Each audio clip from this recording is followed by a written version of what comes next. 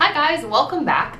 Today I wanted to make kind of what I anticipate to be a long story time video. So if you're new to my channel, you probably don't know, but I'm 9 months pregnant with our second baby, and that has gotten me thinking about my first pregnancy a lot. I think it's like natural to probably compare the two. And as we are getting closer to our delivery date, which could be any day, I was kind of thinking about my experience with labor and delivery and postpartum with my daughter, who is almost 4. And I apologize so much for the very chaotic nature of this video. Birth is messy, labor is messy, postpartum is messy, so that will be reflected in the way that this video is filmed. Here you go. I think it's actually a little bit trickier than I thought it was gonna be. It was a really rough time for me in my life. Actually, the hardest time in my life when my daughter was born. So I might ramble a lot, and bear with me. I hope you stick around to hear the whole story. Okay, so first of all, like I said, my daughter is almost 4. So this story takes place back in 2019. I was 22, and I was going through a hard time, like I said. At this point in my pregnancy with her, I was going through a divorce. That came as a big surprise to me. So I was doing a lot of things on my own at that point that I hadn't really anticipated. It's just not how I imagined the end of that pregnancy being. I was really not in a good place mentally at all.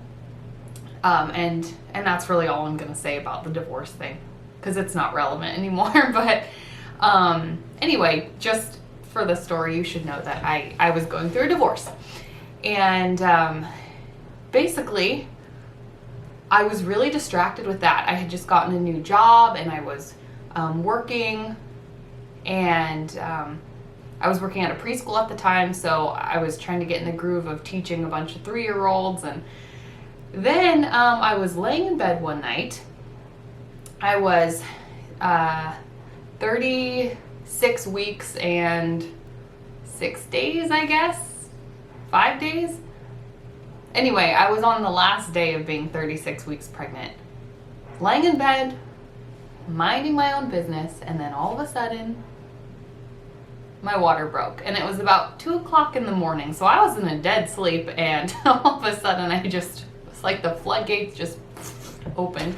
And I just knew immediately that was my water. And I know for some people, they say that they're not sure if they're peeing or if it feels like water. For me, it was definitely, I knew immediately that it was my water breaking.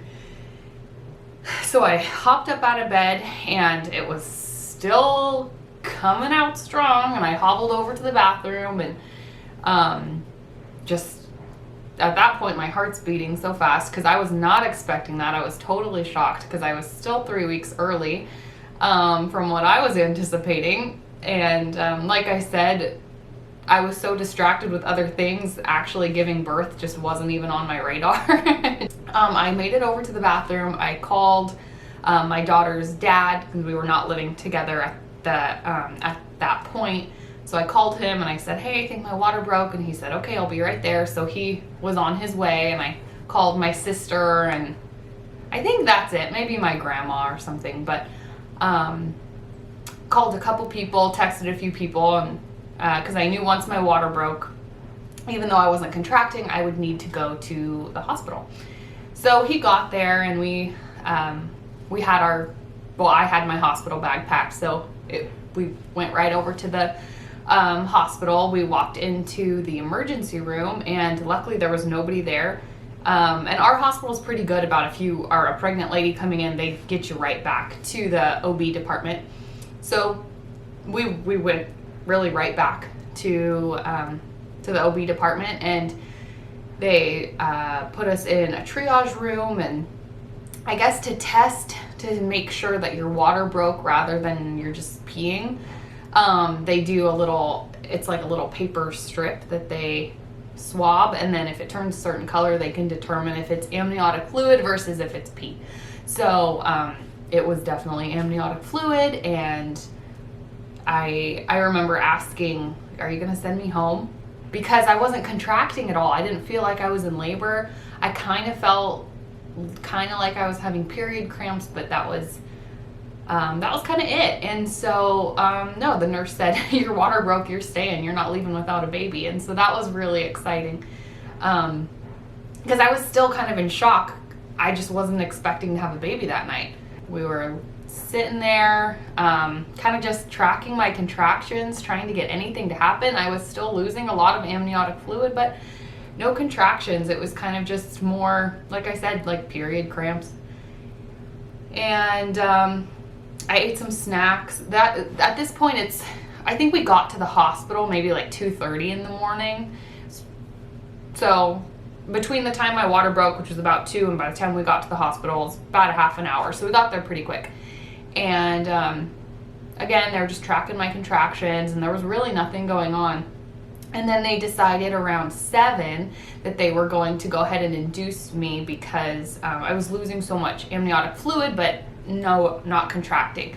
And the risk with that is if you lose too much fluid and you're not progressing, by the time the baby's born, you might not have enough amniotic fluid, and that cushion between the baby and your placenta, I guess, it's just not there. And I guess there's something called a dry birth. I don't even want to know what that is, but I know I didn't want to have one. So anyway, they gave me the oral version of Pitocin, and I quickly remember feeling like, okay, I can feel these contractions now. And they started off pretty mild, and I remember the nurse coming in and asking, like, what's your pain on a scale of 1 to 10? And I said, I think it's about a 3 right now, but I'm gonna regret saying that because I know by the time I get to a 10, this is gonna seem like nothing. And she said, yeah, probably. After I was induced, they had me walk around the hospital wing a little bit to try to get things moving. And I remember doing that, and I got to the point where I just felt like I couldn't walk. So then we came back to the room, and I just laid there. I wish I had known more about different pain management strategies at the time, because maybe I could have tried some other things, but I just remember laying in that bed, and every time I would feel a contraction coming, it's like my whole body would just like tense up, and I just didn't have anywhere to put that pain or like energy. So it felt like a long time that I was laying there. It really wasn't. Then around, it would have been around probably 10 o'clock that morning. These contractions were getting pretty rough, and I remember just feeling like they can't get worse, but they continued to get worse. I remember at that point I had asked for an epidural, but they had checked me and I was already like 7 centimeters dilated. So they said, we can call the anesthesiologist if you want. By the time they get here, and we get y'all situated, you're gonna need to push. So kind of it's too late for the epidural. Okay. So at that point, I remember projectile vomiting a lot, which I did not expect. There's something nobody tells you when you're in labor. Your body is in a lot of pain, a lot of things are going on, and you might just start projectile vomiting. I've never thrown up like that in my entire life, but that was hitting that transition period. The good news is with the throwing up, then I knew we were kind of getting towards the end there. So after I was done throwing up, they were able to move me to the delivery room. So we went over there, and I remember them thinking I still had a little bit of time, and I said, no, I can feel her head. Like I can feel her, I feel pressure. And they were like, no, I don't think so. So then they checked me, and apparently they could see her head. So anyway, it's time to start they call it practice pushing. And we did that for a while. And at that point, I was in so much pain, I felt like I needed something. So I asked for the nitrous oxide. So it's like laughing gas, basically.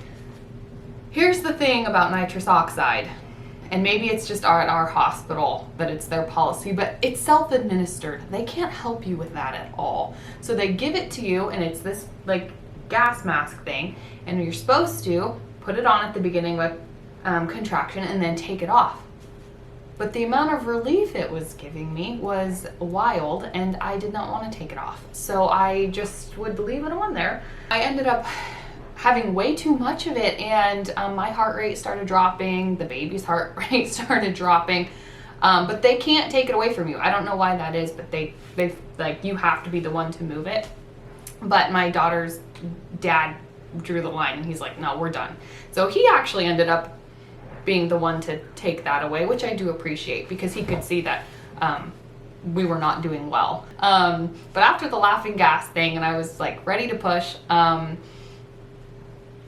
I pushed for about an hour and a half, and she was born.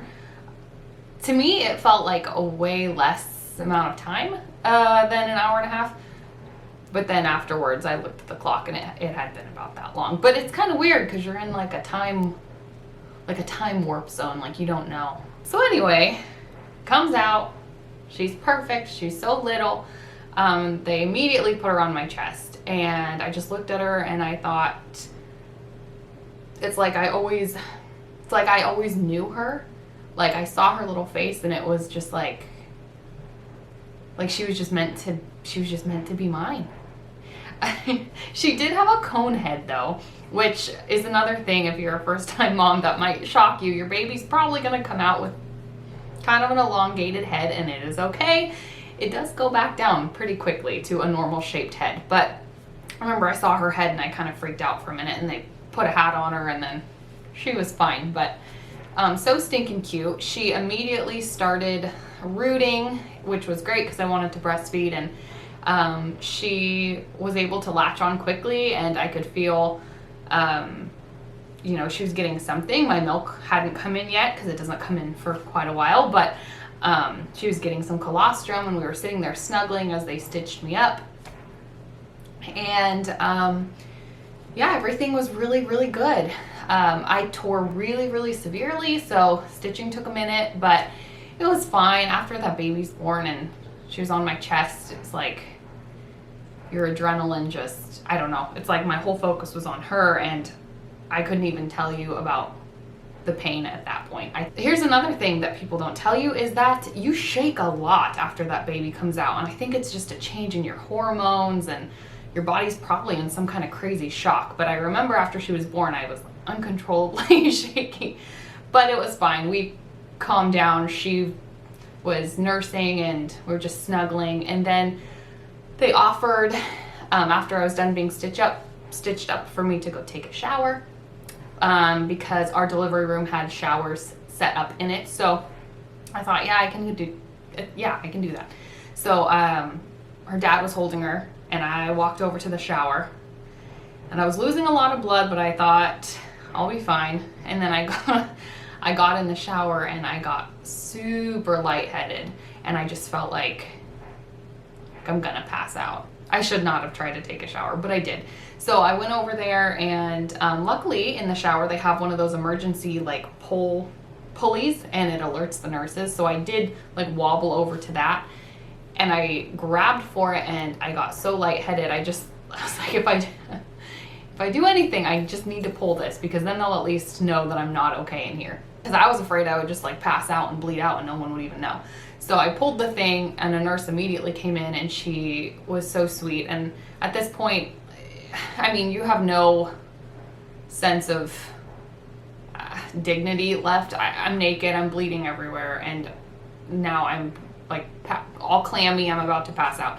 But she was really sweet. She helped me get onto a wheelchair, put my hospital gown back on, and she said, we'll just try a shower later. So after that, we were able to get wheeled into our recovery room, and I just decided I would try a shower later once my body had regulated itself a little bit better.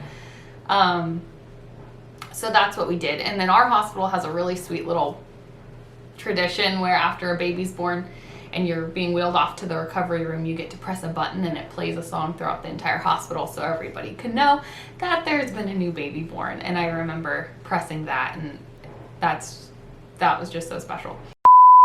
Okay, I decided to split this video into 2 parts because it is really, really long, and I don't think anyone wants to sit through a 30-minute video. So here is part 1 of my labor and delivery and postpartum story with my first baby. So if you want to listen to the rest of the story, part 2, go ahead and tune in next week. If you subscribe and turn on post notifications, you will get notified when that video uploads, which should be next week if this baby doesn't come out before then.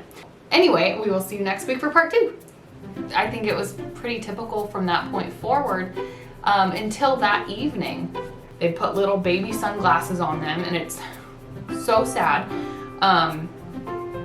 And you can't really hold them while they're in there. And it was just this cycle of nothing was working. And I was so stressed out. I was so sleep deprived. I know I gave breastfeeding a solid shot. I tried it for as long as I possibly could mentally before I had to call it quits.